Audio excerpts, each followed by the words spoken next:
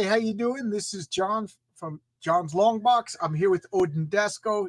Just having a little bit of a computer problem. Let's see if we could get him back up. Oh, there we go. Okay. How you doing, Odin? Hey, I hit the wrong button. not too bad. You said, "Hey, go take a piss," and I was like, "I don't know how fast you piss, but." Oh, you got to go to the bathroom? I'll filibuster for a minute. No, I'm good. I'm good. We're ready to go now. So. Okay. All right. So we're all done peeing and we're ready to talk.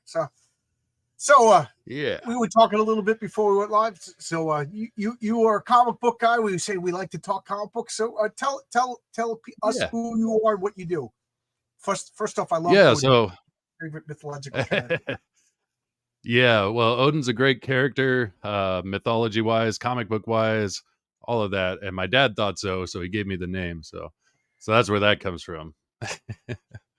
Wait, it's funny. Is my Rex buddy saying Adam, his son's name is Odin too. So oh, two nice. people named Odin that I met in the past year. That's awesome. So what do? You're an artist, you're a writer, you're a colorist? I'm a writer and artist, mostly artist, but I've always written as well. So I created my own comic book. The first one I made was called Unconditional Shove. It was an anthology horror book, kind of in the vein of horror or creepy and eerie. I love that title. EC, the old EC. Yeah, thanks. Some people it's hit or miss. They're like, I don't get it or I don't like it. And other people are like, oh, it's great. It's different. It's a good title. I loved it. So, yeah. And it's horror anthology. You see that title on a comic book, you're like, what is this? What is this about? Exactly. You know what I mean? Intrigue. It does exactly what it's supposed to do. It gets you interested. So you're an art. I don't know. I get distracted by the mustache. I freaking love that mustache. Does anybody watching this get? When he came on, I was just like, you know who you look like?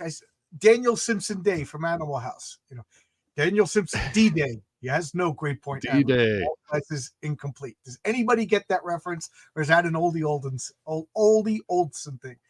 And we got. Well, I've seen the movie. I've got to rewatch it to like. Yeah, now you got to rewatch it. Yeah, get the reference. Yeah, and then I'll be like, ah. So you got. I was looking at your webpage. You got Unconditional Shove. You got, what's the other one? Sliver is coming. Sliver has been on the back burner for a long time. It will be coming eventually. We also I hooked up with James, so he's in the chat. Broken Compass Entertainment. That's James Rock, but that's our publishing company, Broken Compass Entertainment. He's the creator of Magnificent Bastards, and his issue 2 is coming out soon. My Unconditional Shove issue 2 is coming out soon. And then we also have Kill Them Dead that we're both working on with our other partner. Kill Them Dead. Titles are important. Yes, they are. You know, unconditional Sliver. There's something creepy about that. You know, I just read it. It said coming soon. That's got to be horror, right?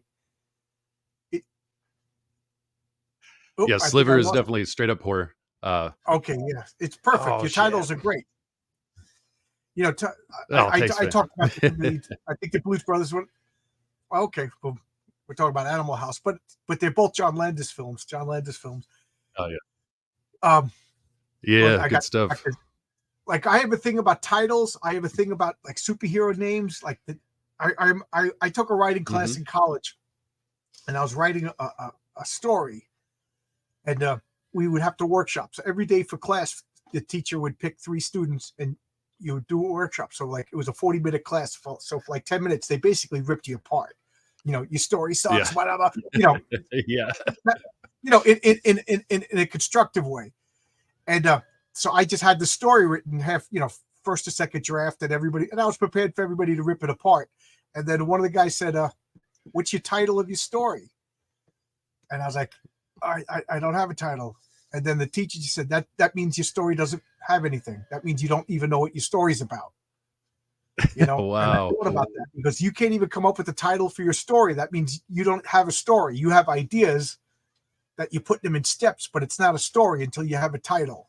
And I was like, wow. Yeah. So that's crazy. Instead, I've been thinking like the superhero name is the title of the superhero. If you don't have a good superhero name, you don't have a superhero. And you know, your comic titles are spot on. Sliver, you know, Unconditional Bastards. I mean, Unconditional Shove. That's great. That's great. And then Kill 'Em Dead. Those are great titles. Kill Them Dead. Kill Them Well, Dead. oftentimes you come up with the title first and then you write around that. Like I was so that's another part of my story. I was a metal singer for a long time. Oh wow. And when I would write a song, I would often come up with a title that I was like, this is the first hook. If you look at the back of an album, that's the first hook is the name of the song. And so Right. I would sometimes just have the song name and then go, I can make lyrics out of that, I'll come up with lyrics, but that song name is gold, and that's what I want. And Kill Them Dead was kind of like that. Unconditional Shove was kind of like that. I had the name first.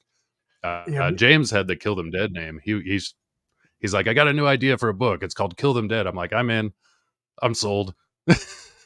Yeah. Me and my buddies all throughout high school, we were like, oh, this is our band name. None of us could play any instruments. Right. We had no talent whatsoever, but we had band names, we had names of songs, we had album titles, but everything but the actual instruments and talent. Yeah. Well, I was there once. Yeah. One of my buddies could draw, so he was drawing the album covers and everything, but everything for a band except the actual band. Yeah, I remember being there as a young man. That was where it started. We had all of it mapped out except for any talent and any ability. Yeah. Oh man, I'm trying to remember one. It's a lot of them. We had country band names. We had country songs. We had punk songs, metal songs. Oh, that's for the metal band. That's for our metal band. Like we had a band. Yeah. Yeah.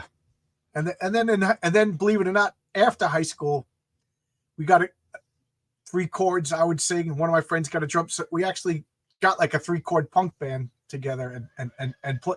And then it wasn't fun anymore because we were getting mad at each other. You missed that drum beat. Your guitar's out. And we ended up fighting all the time. Before we could actually play the instruments, it was the greatest thing in the world to be in a fake band. Once we were in a real band, all we did was fight. So being in a band is hard work. Just pretend to be in a band. It's more work. fun than actually being in a band. Yeah. So what did you play? Just tell the chicks that you're in a band. Yeah. We got the look. I was a vocalist. I was a lead singer. Oh, cool. What kind of music? Yeah. I was a lead singer. Yeah. Oh, you said heavy metal. Yeah. Metal mostly. I've done some punk and some death metal, but mostly kind of a lot of it was like a new metal-ish, kind of like 90s metal, but a little different. I hate to say that because then everyone's like, oh, were you like Korn or something? Like, no, we weren't like that. It just felt 90s, I guess. I don't know. New metal. We used to joke we'll be in a punk band until we actually learn how to play, and then we'll go to metal like so many bands did. Right. It's the graduation. So now you're drawing. So are you drawing all of these Broken Compass? Are you drawing all the Broken Not Compass all of them. entertainment? Jeez, I can't even talk today. I've been talking so much. It's all good. I draw a lot of it, but I don't draw everything because drawing takes a lot of time, and we have several books that were in the works. Lots of things coming up in the future too. Besides, like James mentioned it in the chat, he's like, I really need to update the website, and that's true because we have so many things in the works that aren't on there. But I drew all of Unconditional Shove Volume 1. I'm doing all the pencils for Kill Them Dead, but Skunk Artworks is hand painting all of those. Cool. So that one's going to be like bombastic because he's so freaking good. Yeah, if you don't know who Skunk Artworks is, phenomenal artist, and uses traditional medium, excellent painter, and so he's hand painting every page on Kill Them Dead. Oh wow! Yeah. So what is they're having a blacklight palette, so it's going to be blacklight reactive print. Yeah, it's going to be a wild book. That is pretty cool. Hand paint is a tall legend, and those scary creatures are crazy. So I see he says tall because we met in person, and he's like, "Oh, you're tall." I'm like, "Yeah, 6'4". Oh my god! Yeah. I see you got Odin poster in the.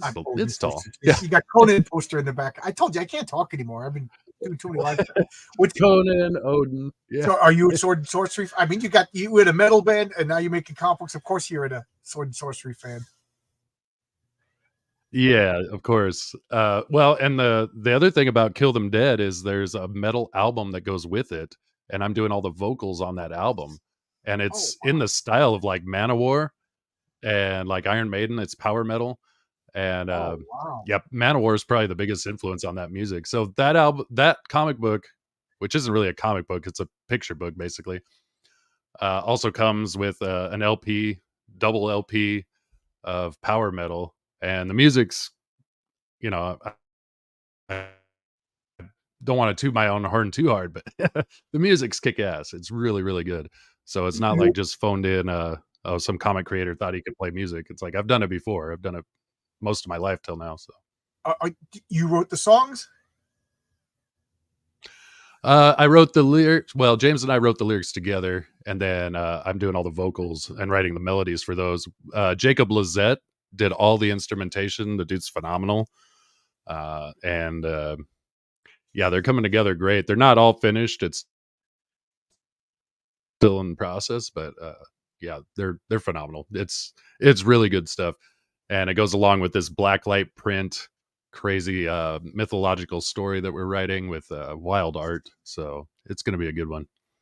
So for those of you who don't know, you youngins, back when I was a kid, back in the 70s, we would have blacklight posters all over and you know, you'd listen to your Pink Floyd, and my older brothers would Yes. smoke their cigarettes, you know, and turn off all the lights and put in this like blue light bulb, black light, and things would glow, you know, and I was like, wow, you know, but I wasn't smoking with them. So I was like, wow, this is Yeah. great, you know, but that was a big thing in the 70s. You black light your posters Well, and your marijuana it was a big thing in cigarettes. the 90s.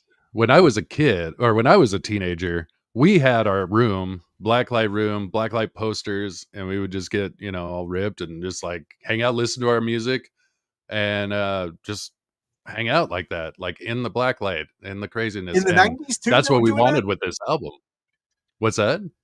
That in the 90s too. I thought that Oh was yeah, way over yeah. with by the 90s. Oh, I stand corrected. No, no, we revived it, but now it seems like it's over with. But we're trying to revive it again with Kill Them Dead. Right. Get the Um, get the so that's the idea. Is like we would listen to our music, we would look at cool artwork and things like that, and just enjoy, trip out a bit. So Zekan is asking, do you have directions like listen to this track while reading this scene? Yeah, yeah, it's all coincides with the story, all the lyrics, all of the musical um, choreography, I guess, coincides with the book. So it's supposed to be enjoyed as a full experience. Like you listen to the music while you're reading the book, and so there's one track called "The Endless," and I'm working on the pages now. It's about 5 pages long of "The Endless," and I did the song.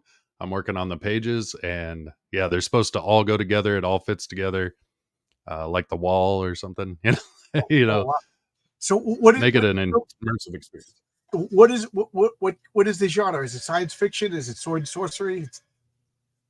It's probably more sword and sorcery. It's mythological in nature, but it's also a little horror, Oh wow. because it takes place entirely in the underworld, and the underworld is just insanity. It's like people constantly battling, but nobody dies. And that's kind of where the name comes in, Kill Them Dead, because everybody's fighting and fighting and fighting, just brutal war all the time, but nobody actually dies. And that's kind of where we got the namesake comes into the storytelling, which I can't give Oh away, wow. but yeah. So it almost sounds like Valhalla, just Vikings just slaughtering each other, Yes. and then the next day they just wake up and do it again, do it again. Yeah, yeah. Everyone just lives for war. It's just nonstop. They don't even think about it. They're just in it. And our main character is just like a nameless lost soul who just by fate is directed to take down all the gods of the underworld. And she's aided by other gods who aren't in the underworld. And but yeah, that's where the intrigue of the story comes along. So it's very mythological, all takes place in the underworld, and a lot of zombies, lots of monsters, lots of That beasts sounds cool. and Now, war. you said the gods. Is this like an exist? Is it like Greek gods, Norse gods, or is this your own pantheon that you made up?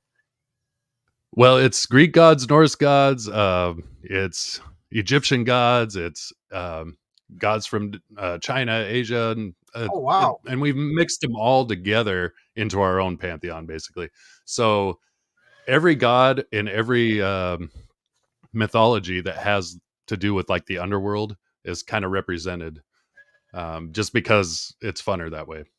Okay, cool, And cool. it's our own story. We could do whatever we want. So Oh, cool. I like that. I really do like that concept. I'm writing my own comic, and if buy my comic, everybody, I got a lot of ideas. If I can make it past the first arc, that's one of the things, exploring who were the gods, what were they doing, and oh yeah. and they go by archetypes. So there's the hammer god, the water Mhm. god, or the ocean god, and it tells Yeah. a little bit about the culture. Like the Greeks saw the hammer as a tool to build, whereas the Norse saw a hammer as a A weapon war. of war. But it's the same god, but Yeah. different aspects depending. It reveals more about the worshippers than the god. So that'll be something. But Very this is your interesting. comic, Well, but and I'm then talking about my stuff. no, it's fine. I think that's awesome. And there's some really awesome things in there once you study all the different ones, is that they are so archetypical that like Right. from one to the next, every that's why doing a book about the underworld, we had all these different mythologies that basically had their own story of the underworld and their own gods that were associated with it. So let's throw them all in there. Yeah. Yeah. Speaking of which, here's Marcus threw in the link. This is my Substack. Join my mailing list, and I'll keep you updated about what's going on. And I hope to be launching my comic real soon, or at least building the campaign page. And then Yeah. once I build the campaign page, a couple of weeks to promote it before we launch. And I'm the one holding it up because I'm being I don't know, being nervous. What's up, Mo? So which I gotta say hi to Mo. Oh, how you doing, Mo? What Yeah. do you have any active campaigns right now? Active, we actually don't have an active one right now. We have lots that are like about to be in sign up, and Yeah. one that's about to be active. So Magnificent Bastards 2 is in sign up. That one will be active soon.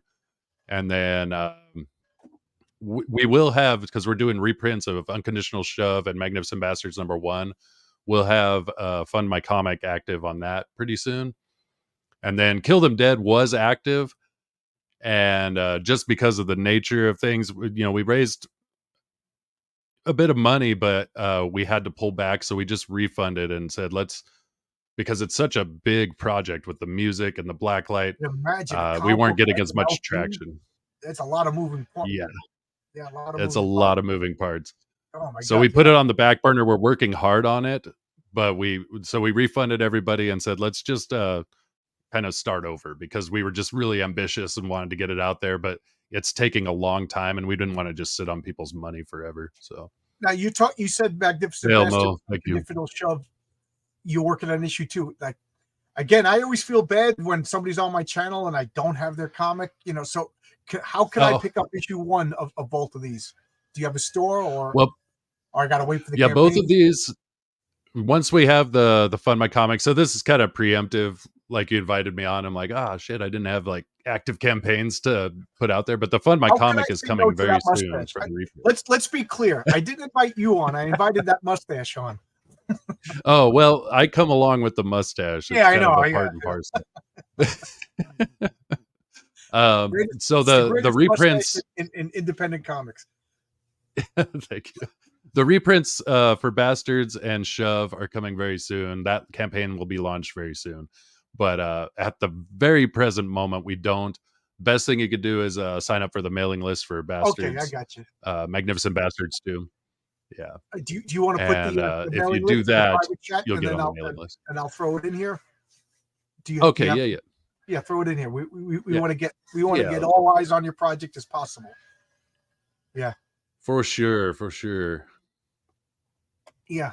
So because so that's pretty good. So when these campaigns go live, I could do a catch up tier and get the issues that I missed. I think that's so well, and like I said, we're doing a reprint a campaign.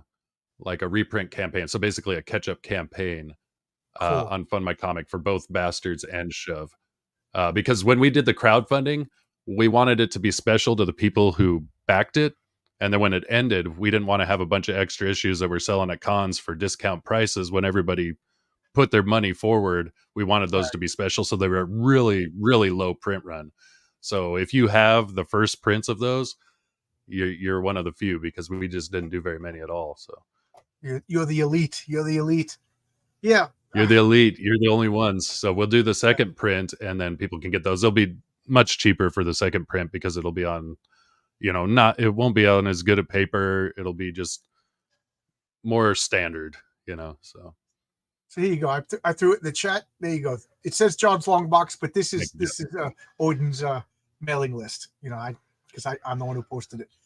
So there you go. Yeah, no, thank you. It's up here. So here you go. This is get on the mailing list, so you be notified when everything goes live. So it's an important step for crowdfunding. It really is. You got to get as many eyeballs on the project as possible.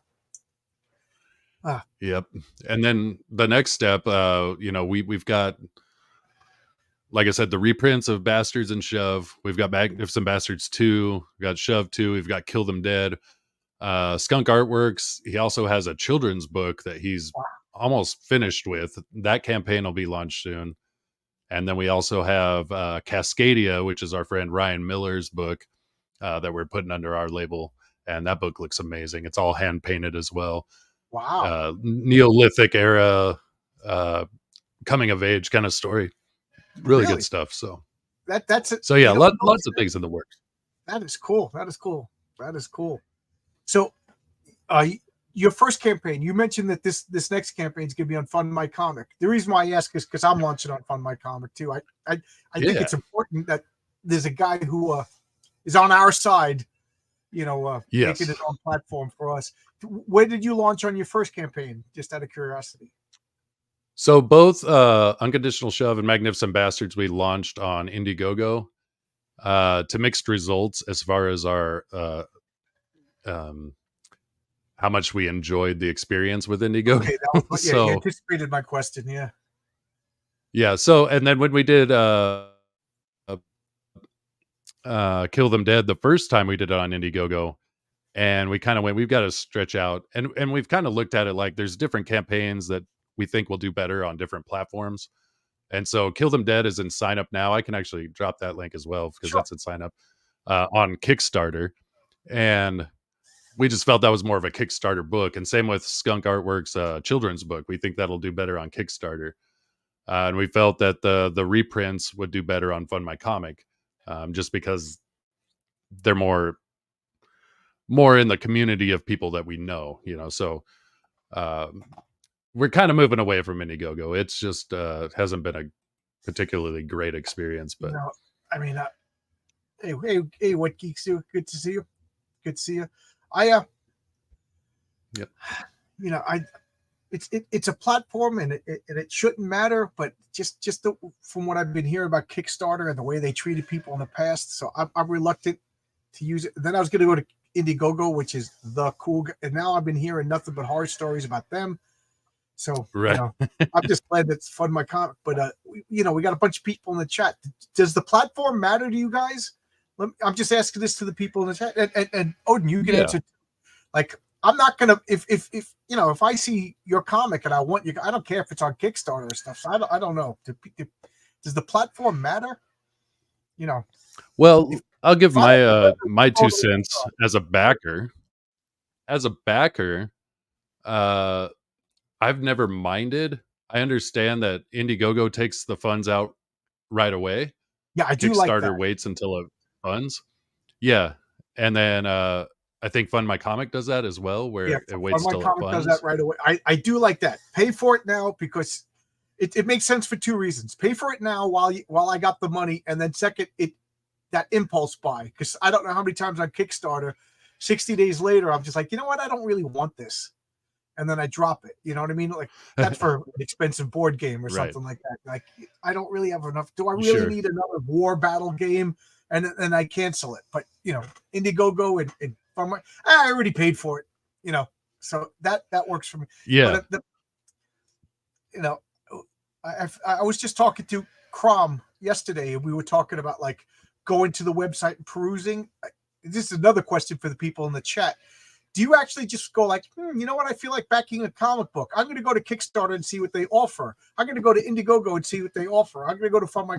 No, I only go there when I know what I'm looking for. You know, I want to back Odin Dasko's book, so I'm going to go to wherever he is and back it. I'm not just going to like, who is this unknown person with this comic that I'm going to pay $20 for that I never heard of and back that because the cover looks good. I'm sure there are people that do that, but I'm curious if there are. In the chat do that.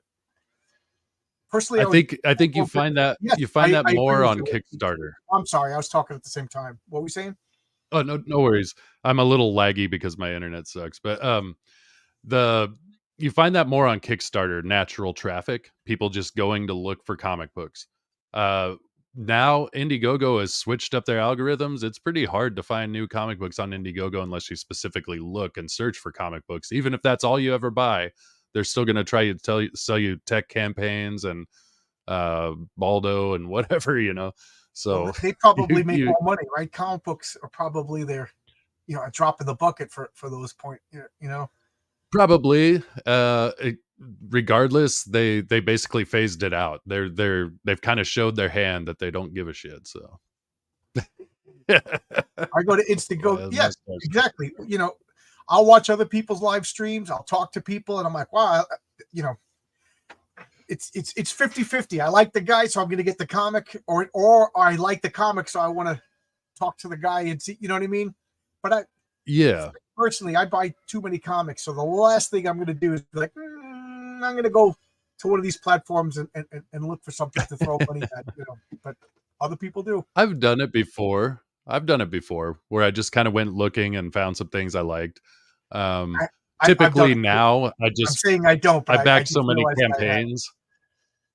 I back so many campaigns that I'm just like, I don't have extra, you know, like I'm backing enough of people that I've met or seen on streams, you know, so so I don't have to go looking anymore. I got this on my comic. Yep. I forgot that I even backed it. Showed up yesterday, you know.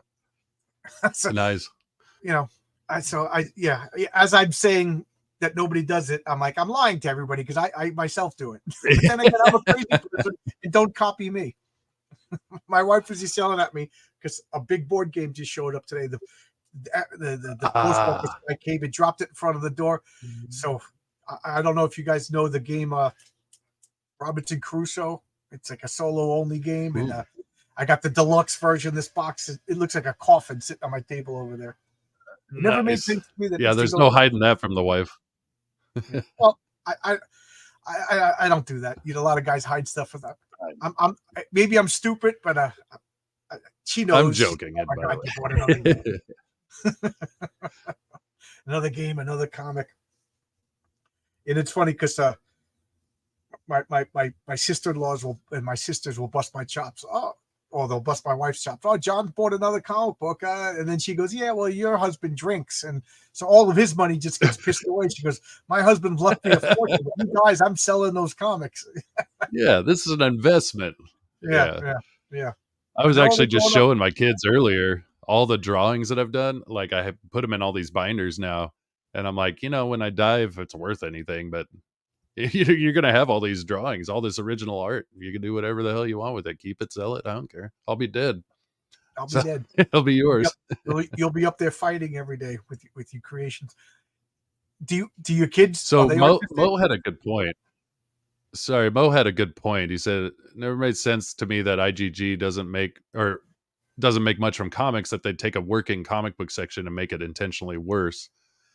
And that's a good point. I don't know why they did that, but they seem to be like trying to phase comic books out of their platform. It just felt that way.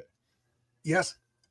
And then Nick, who him and Crom, they do a lot with marketing, and Nick had his own business. So I listen to him when he talks about stuff like this. Sure. I do sometimes wonder if it's Indiegogo regrets having comics on their platform. Too much hassle for so little. That could be it. Who knows? Crom was saying yesterday that he thinks that there's really nobody who works at Indiegogo. It's just an algorithm, and when the algorithm changes, there's nobody there to fix it. You know, it just whatever. I don't know computers. Does this make sense? And does this have anything to do with computers? This hand gesture that I'm making? Yes. If you've ever dealt with Indiegogo's customer service, you would think that was the case, though. It does seem like you're just dealing with a computer and an algorithm because the way they Have you gotten respond through? is so robotic and weird. Have you gotten through? Yeah, we've gotten through, but with a bunch of hassle and constant barrage of bothering them. Yeah, it's insane. Yes, this whole thing, it's nonstop. Yeah, I agree with Rob. When one platform fades, another one rises. And like I said to Always. Yeah. Crom yesterday, Luke Stone. I could talk to him. I just reached out to him today. I don't know if you know, but RJ and I from the Fourth Age, every Wednesday we do comic book team up, and he'll be on this Wednesday on my channel. We alternate back and forth, so he's going to be the guest. Nice. But that's how easy it is. This is the guy that runs the platform. He wants to make money. He wants to engage the audience. I don't know who owns Kickstarter. I don't know who owns Indiegogo, and they make it impossible to talk to him. So whatever. Yeah. If I ever have a problem from my comic, I could talk to the guy. That is the best thing about Fund My Comic. I will say the one thing about Kickstarter, and I've talked about this quite a bit, is that it's like Kleenex to crowdfunding. So if you say, "Oh, check out Kickstarter," to your average Joe who just wants to back your comic book, they know Kickstarter. Everyone knows what Kickstarter is. They don't know what Indiegogo is. They don't know what Fund My Comic is, and they might get freaked out by the website. You know what I mean? When a soda, you want a Coke? Everybody says Coke when they you want a Coke. What is that? You need to blow your nose, grab a Kleenex.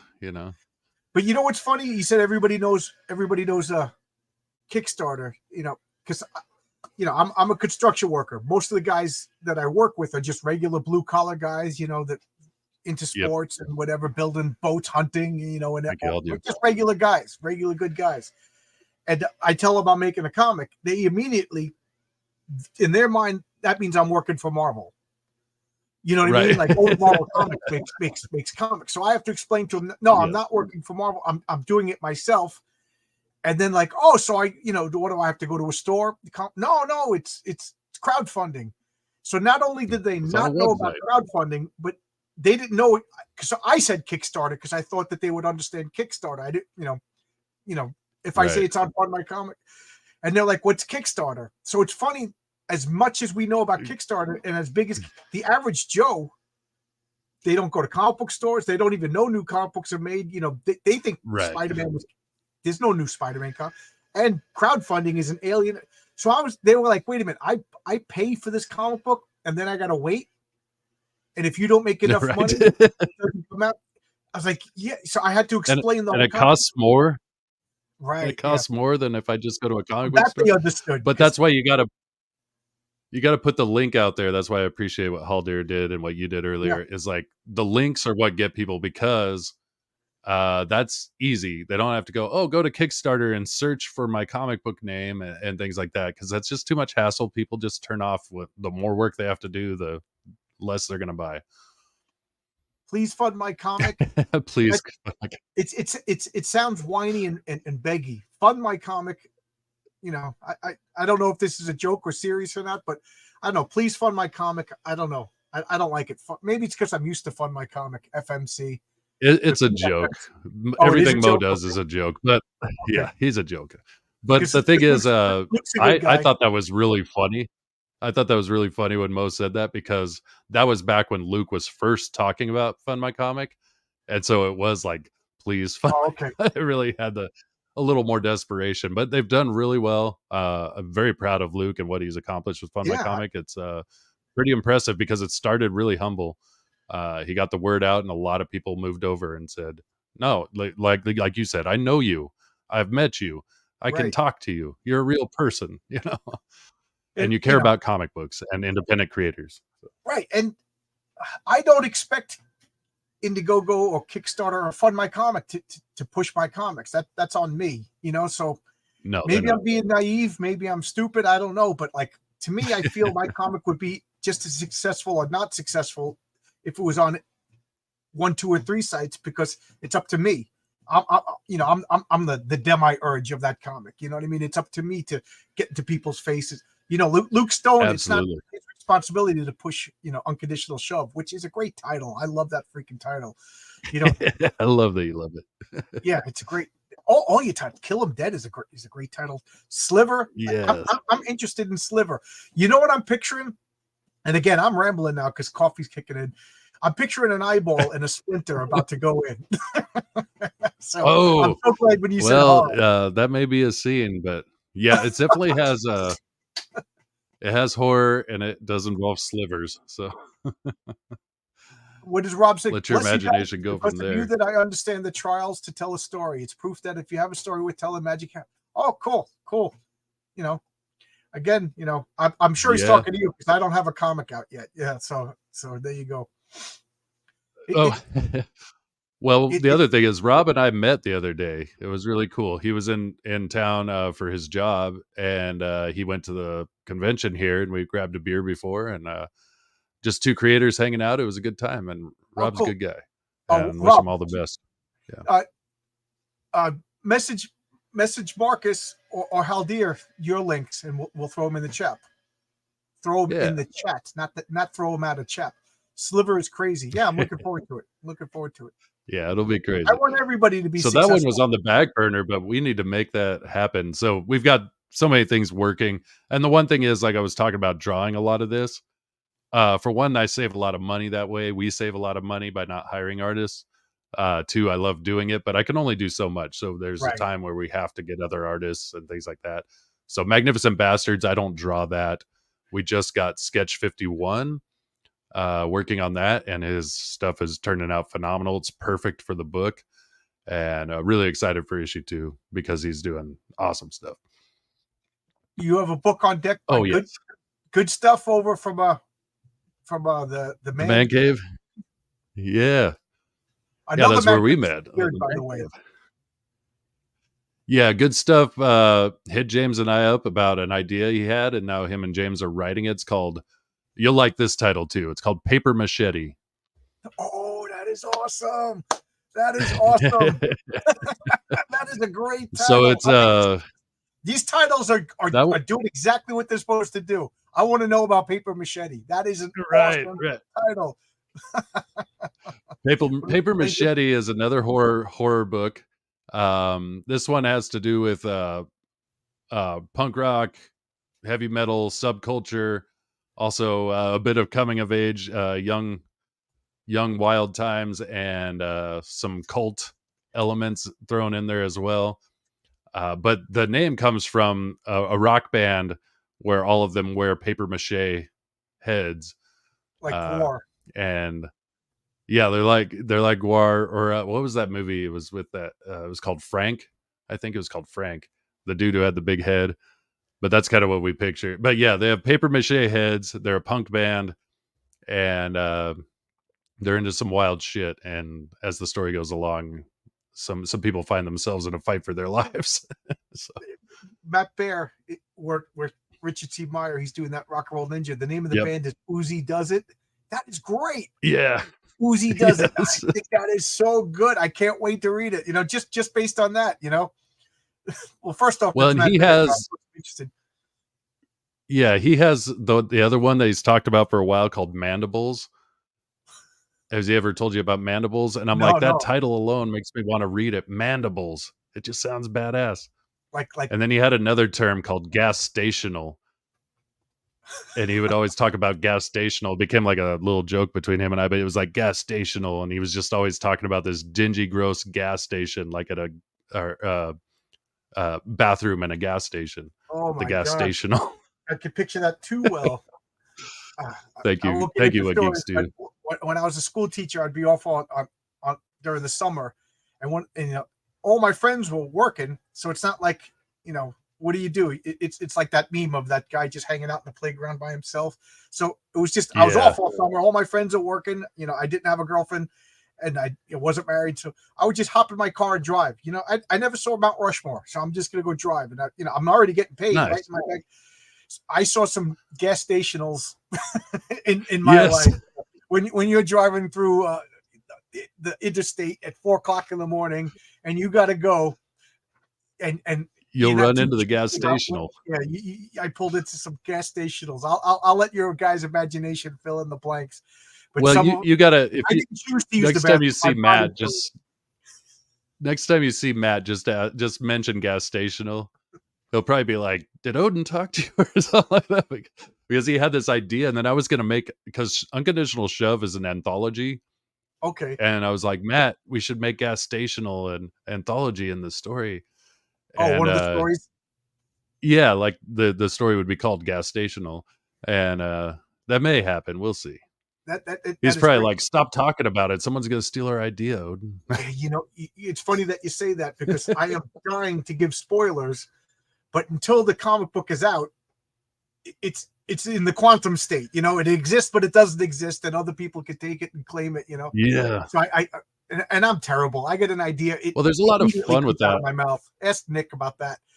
So Odin says, ask Odin about our upcoming show with puppets. So what's this? So it's not enough that you got comics. Okay, It's not so enough that you're making records. Now you got puppet shows. yes, exactly. It's never enough. Well, we used to be called Broken Compass Comics, and then we went, well, we do more in comics. Let's be Broken Compass Entertainment. So that's why the name changed. But yeah, we have a story called Horror House or Welcome to Horror House, Horror House.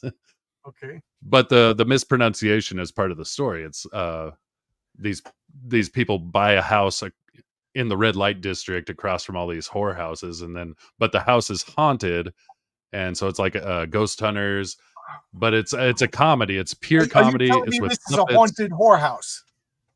A haunted horror house. Yes. Oh my God, that is a great idea. Oh my God. You ever get mad when you hear a good idea? You're like, oh, I loved all your ideas. That's the first time I got mad that I didn't think of it first. Oh well, That yeah. is awesome. That is a Maybe we'll haunted write a character in who's got a nice thick New York accent, and you could come in and just like voice that character, maybe. Okay, there you go. All right, yeah. So you could still be part.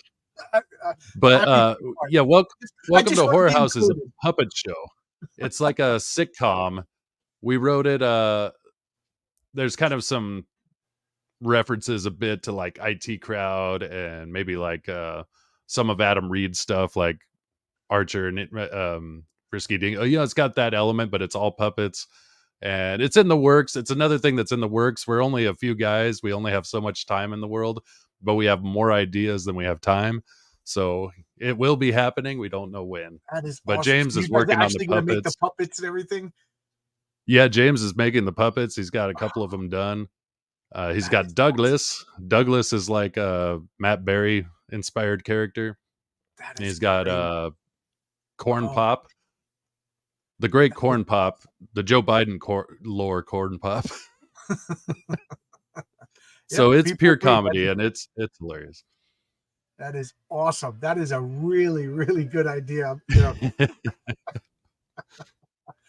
Oh my Well, God. this is one when we were writing it together, James and I, in the writing sessions. I mean, I'm in tears as we're both in tears, like thinking we're the funniest people in the world. But we've had other people hear some of the script, and they're like, "Yeah, I think you got something here." So it's really funny. The beats are fast. The jokes are coming. That's good. Very quick. So it's good stuff. My buddy teaches film and TV production in college. Yeah.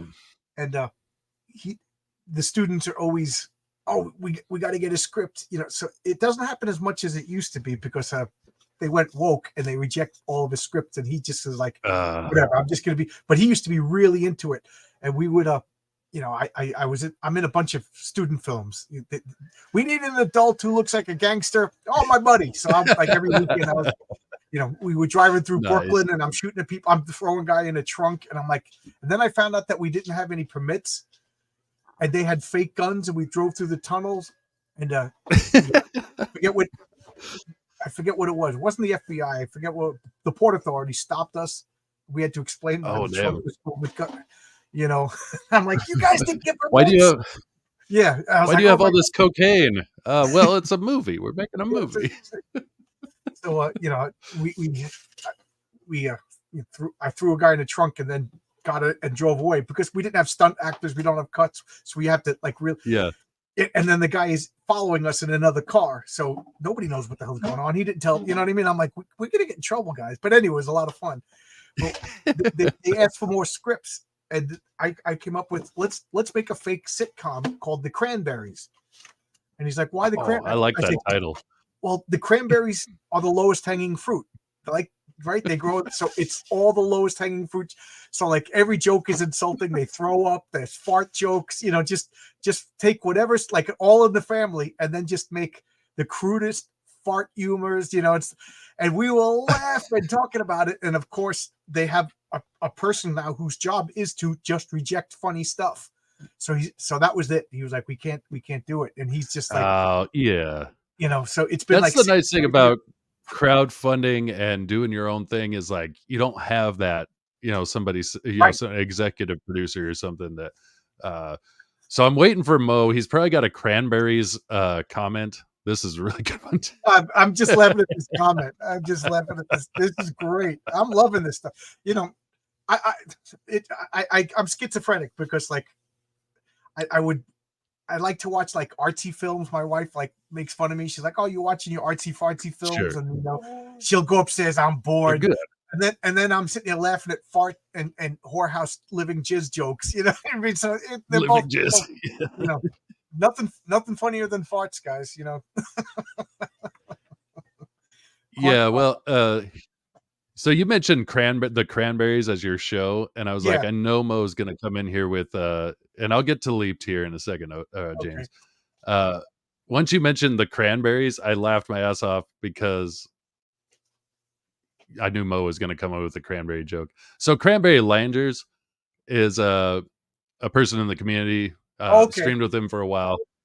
He's a good sport most of the time, but he kind of got the butt of a lot of jokes. But he was walking right into him most of the time. Oh, so, yeah. But we love you, Cranberry. You have your own sitcom now, and it's all dick and fart jokes. Yeah, it was going to be just this. Again, we were just laughing, just coming up with the stupidest. Like the premise, like again, it was going to be just like a husband and wife, 4 kids, a dog, the next door neighbor, like every sitcom. But then the lowest common denominator, stupid jokes, the Cranberries, you know. And every episode I would watch it into like name calling and screaming and, you know, fart jokes and slipping in puke and falling down. Yeah. We were crying. I would watch this.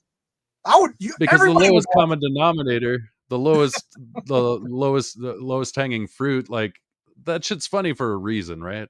Yeah, like it's tried and true. My kids, when they were little, they laughed at farts. They're girls too. They laughed at farts because farts are funny. Like they just are. Yeah, and the ancient Greeks, you know, like I took. This is going to sound awfully pretentious, but I took, I took a lot of Greek. I have a degree in ancient history, so I took a lot of Greek stuff, and I had to read Greek plays and everything. So, like I said, I'm reading Greek plays, and I'm reading Herodotus and things like that. And then the Greeks have these plays, and it's all fart jokes. You know, right at the height of the golden age, they invent democracy. They invent, you know, all the philosophy that they're extrapolating the size of the earth based on shadows and angles. And then they go to the theater, and it's fart jokes.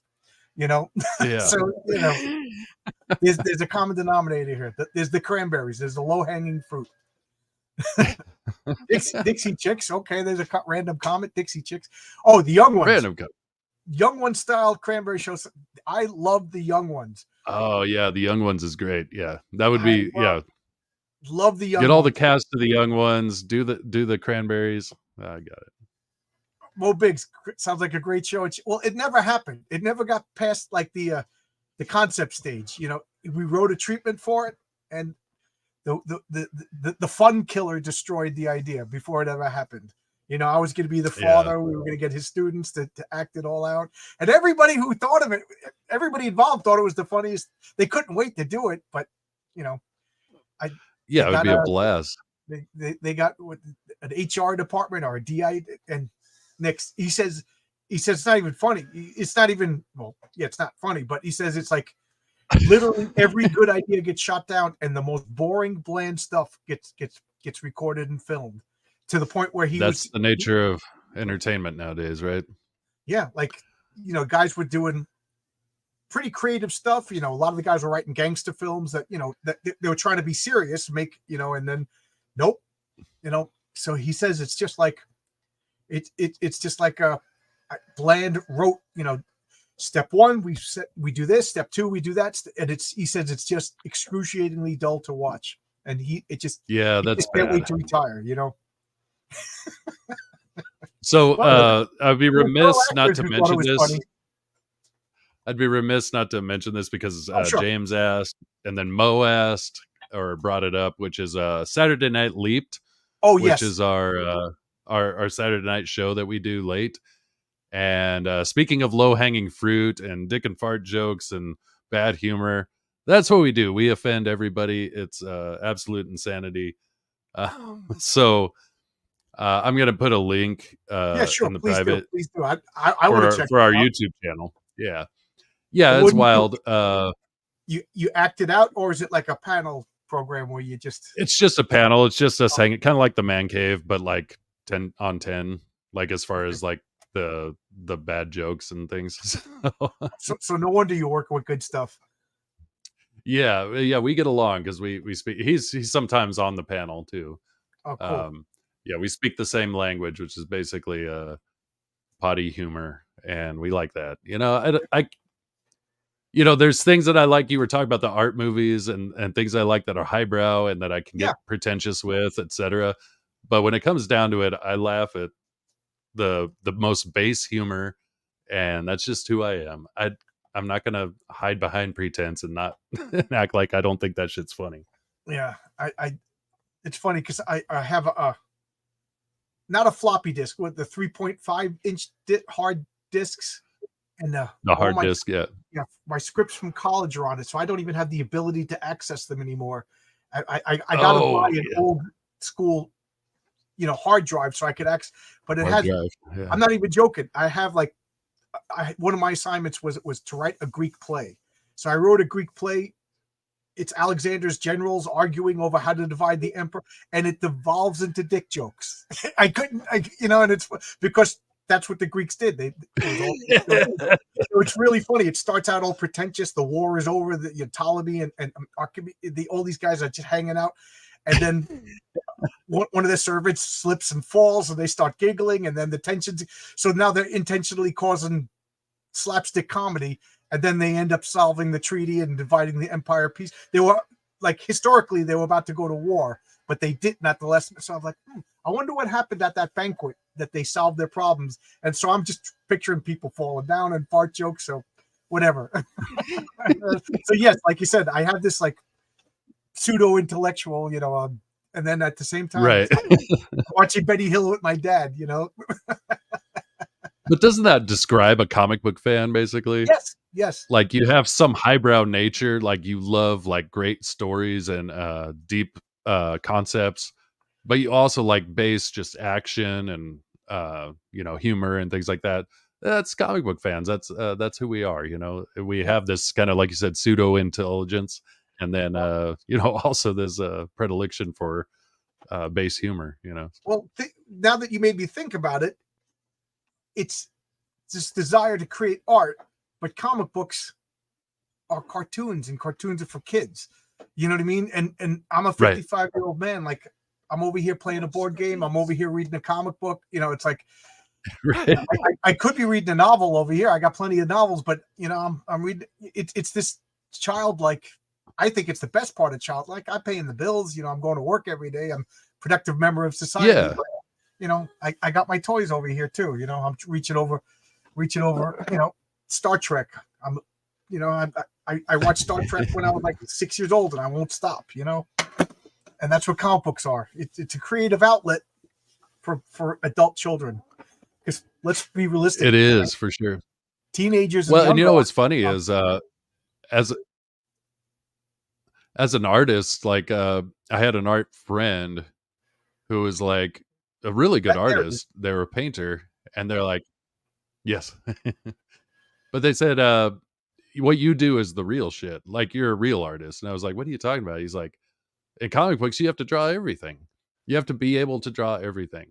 And I'm Yeah, like, "Oh, yeah," and in every pose and in every camera angle and in everything you could think of. Yeah, you and you have to really keep do the it really perspective. does stretch you as an artist to be able to do it.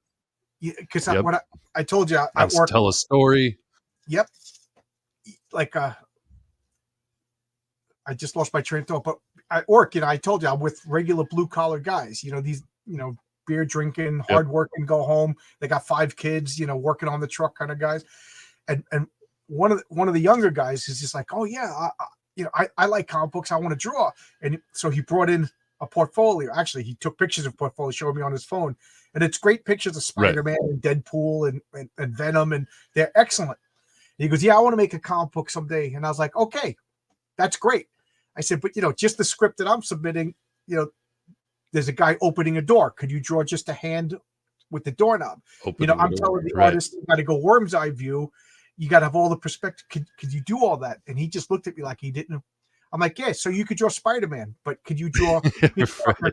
taking his shirt to, you know what I mean? Could you draw J. Jonah Jameson pointing to something on his desk, and he's in an office. Now there's got to be a door, and you got to have the door foreshortened. And he was like, wow, I said, so you're absolutely right. To be a comic book artist, yeah, it's one thing to draw the big boobs and the sword and the laser beams, but you got to draw Spider-Man swinging down the city. You got to keep all those buildings in proper perspective, and you got to make Yeah. it look good. Perspective at every camera angle you can think of. And you have to make the emotions dynamic in their faces. You have to make everything look correct. And that's the Right. thing. Like if you're just a hired comic book artist and somebody says, here's a horse-drawn carriage, and you come up on that and you're like, I've never drawn a horse-drawn carriage in my life. I thought this was comic books. I thought it was Spider-Man and in a Right. pose. No, you have to draw that. You Yeah. better figure it out pretty quick because time is money. And yeah, and in this weird perspective, like you said, worm's eye view or bird's eye view, or you know Yeah. whatever it may be, and you have to draw that every time. Now if you're writing it, that's the advantage of writing your own comics. If you're Right. like, I suck at horses, you just go, my universe, there's no horses. Yeah. I It's just have a one of those Western things. idea, and I went to like a whole bunch of artists, and they were like, I don't like to draw horses. I don't like to draw. I was all right. Yeah. Horses is a tough one. Yeah, everyone get now. I always sucked at horses, but then I was doing this Cole story at the back of Unconditional Shove because Cole of Atlantis, Cole the Conqueror, went into public domain, and Right. so I did this Cole story, this little short Cole story, and I'm like, I've got to draw him on a horse, like it's Cole, like there's a scene where he's riding from one place to It's another. got a I've little got to bit draw more him on a horse. gravitas than him just walking in. Exactly. Like I can't skip that scene and just be Yeah. like insert horse scene here or something. But and it turned out pretty good, but it was one of those things like I've got to get over this, because horses is the one that artists always kind of like shrink back. But the old guys, they all draw the most badass horses. They were so good at it. Like Buscema and Frazetta and all these guys, they would just draw a horse in an instant and it would look great. Yeah. Yeah. Well, they're the masters for a reason. I mean, Exactly. I've been having these talks now for, geez, going on 2 years now. Is it really that long? But anyway, we all mention the same names, but there has to have been thousands of comic book artists, but we all mention the same 20 or 30 because, Yeah. they've the top, you know what I mean? We forget about the, what's the name of the ball player that Charlie Brown, his Joe Shabotnik, that was his favorite Yeah. baseball player. We Right. always forget about the Joe Shabotniks of the comp for a reason, Yeah, and Well, sequential and art is different from sketch or cover. Yeah, a static image. I could probably make a halfway decent static image if I took my time and erased and whatever. But there's no way in the world that I would draw a comic book that anybody would pay for. They're different. They're different. My wife is laughing at me when I said I could draw a static image. Well, people look for those original paper and ink, no computers. Yes, yes, yes. Do you want to hear a little interesting comic book history? Oh yeah, love it. One of my coworkers was next door neighbors to John Romita Sr.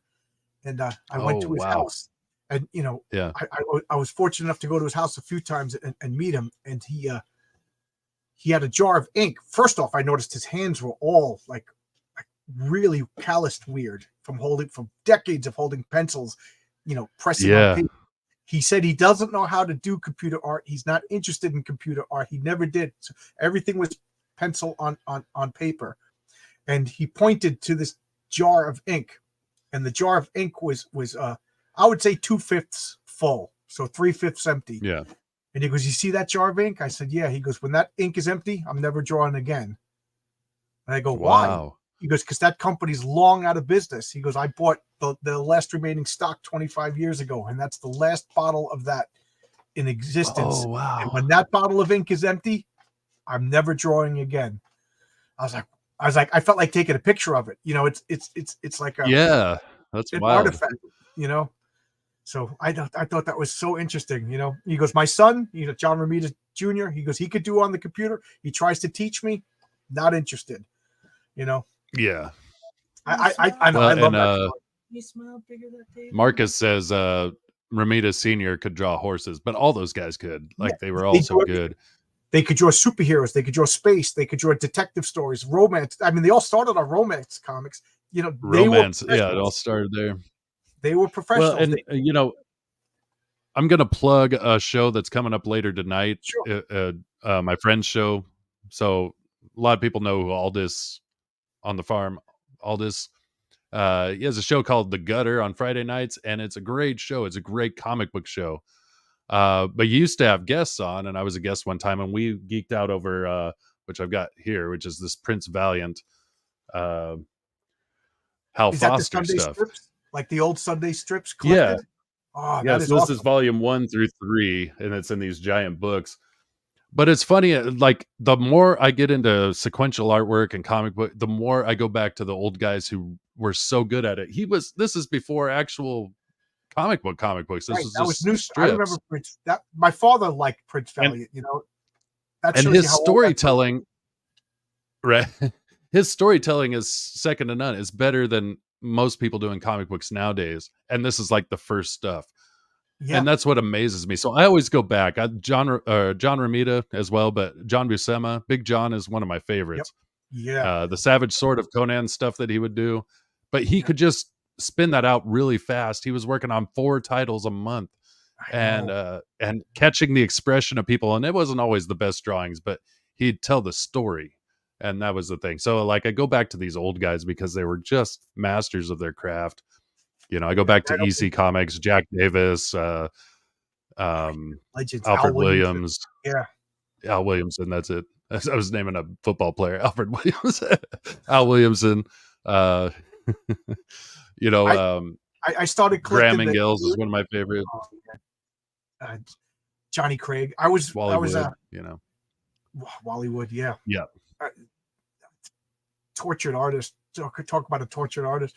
But I started collecting the creepies, and I'm just out. Like, sometimes I'll just read the page and then I'll just stop, and I'm like, I wonder how long it took, because like there'll be an undertaker in the street with the shovel, and then there's people, and you'll see somebody looking out the window, and these guys did not scrimp on anything. It's all drawn in, not one computer reference. You know, I'm sure they had a photograph that they were copying. That works. You know what I mean? There's just such. But they didn't have the internet, right?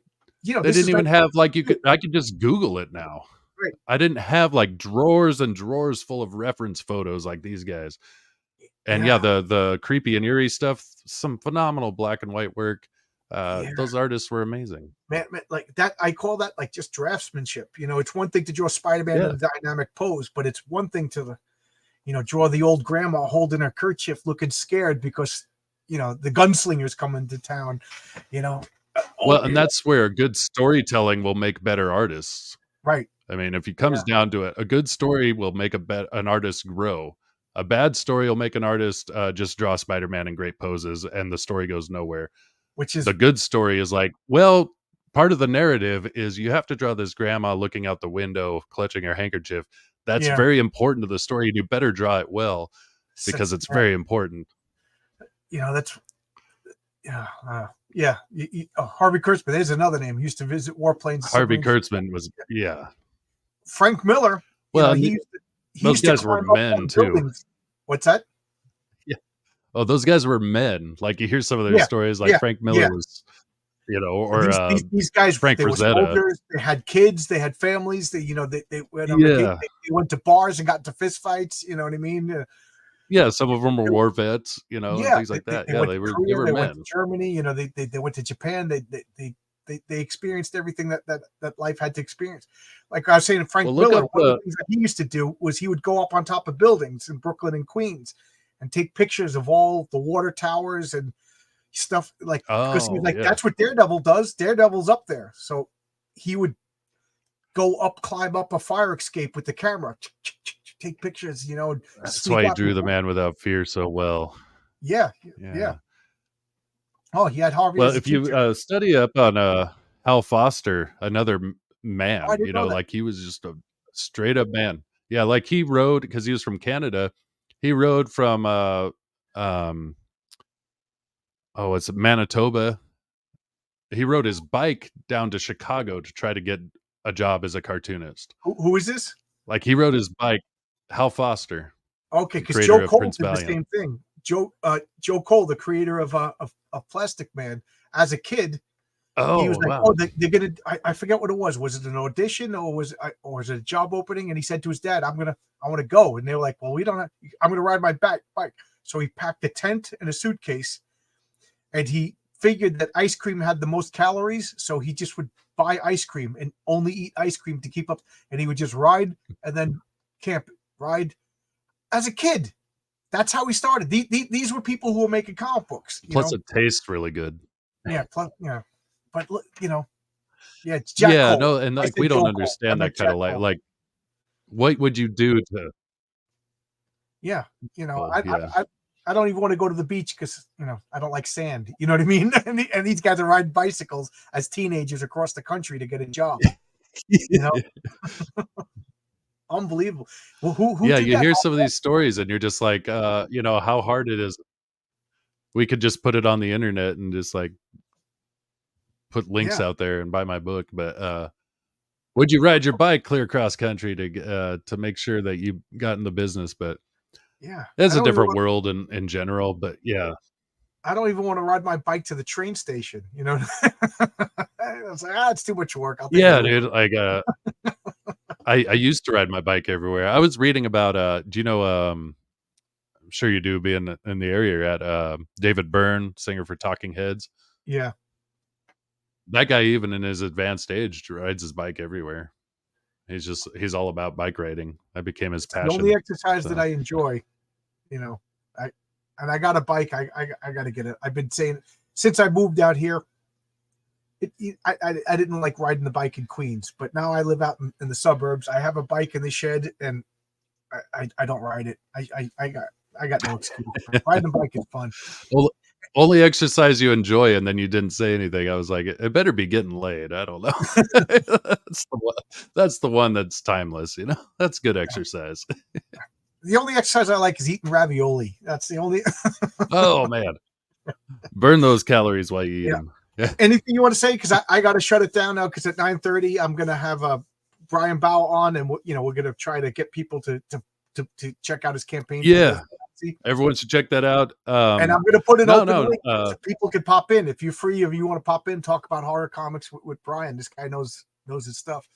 So Brian. I've seen some of his stuff. It's really good. Yeah. Anything you want to say? Everyone should check that out. I don't got anything else. Just thank you for having me on, John. You're a great guy. I appreciate what you do, and look forward to Sundays when you do the, share your comics and stuff. Oh wow, you watch that stream?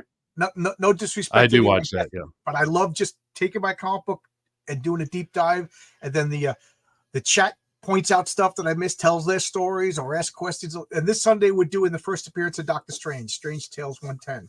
Strange Tales, yeah. That's going to be great. Everybody should experience it. So good.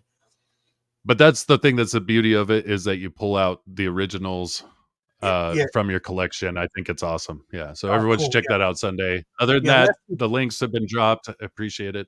Last week I did a reprint of Amazing Fantasy 15 because I don't have it. But if we do $65,000 in super chats, I'll buy a copy. There you go. You got your work cut out for you, chat. Yeah, I got $7 so far, so I'm on the way. It's gonna happen. We're it's getting just, there. yeah, we're getting there. But thanks a lot, everybody. You got to create one of those thermometer things with the rising. Yeah, I'll put it Like behind we're me. at $7. We only need to get to 65,000 to get there, but we're close. Keep the money coming My in. car's breaking down, but I'm saving money for a comic book. Operators are standing by. Yeah, like a telethon. All right, thanks a lot, everybody. I'll see you in 20 minutes with Brian Bow. Same bat channel, but not the same bat time. Thanks a lot. Thanks a lot. What Geeks Do? He's the one that made that opening song. I freaking love it. What's in the box? Awesome job. What's in the box? What's All in right, the box? see you, everybody. Bye bye. Take care. Thank you.